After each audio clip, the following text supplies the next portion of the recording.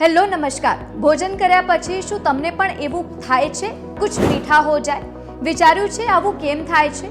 માનસિક રમત છે કે પછી આપણી આદતોનું પરિણામ? આવો જાણીએ। ભરપેટ ભોજન કર્યા પછી અચાનક જ કંઈક મીઠી વસ્તુ ખાવાની તીવ્ર ઈચ્છા શરીર અને મન વચ્ચેના જટિલ સંકલનનું પરિણામ છે।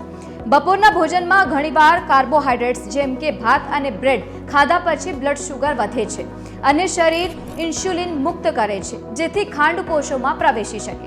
ક્યારેક ઇન્સ્યુલિન વધુ પડતું સક્રિય થઈ જાય છે, જેના કારણે બ્લડ શુગર ઝડપથી ઘટી જાય છે। મગજ આને ચેતવણી સંકેત તરીકે અર્થઘટન કરે છે અને તરત જ ઉર્જાનો સરળ સ્ત્રોત એટલે કે ખાંડની શોધ કરે છે।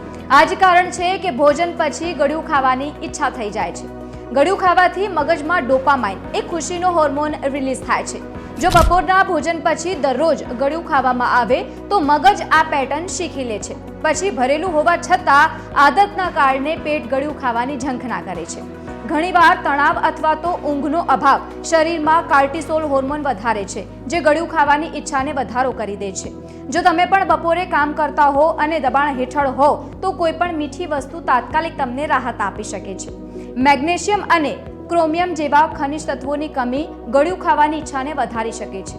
જો તમને વધુ પડતું સ્વીટ ખાવાની ઈચ્છા થાય છે તો સમજો કે તમારી પાસે સૂક્ષ્મ પોષક તત્વોની કમી હોઈ શકે છે। અને હવે અંતે, જો તમને સ્વીટ ખાવાની ટેવ બદલવી હોય તો મીઠાઈને બદલે વરિયાળી, ઇલાયચી અથવા તો થોડો ગોળ ખાઓ।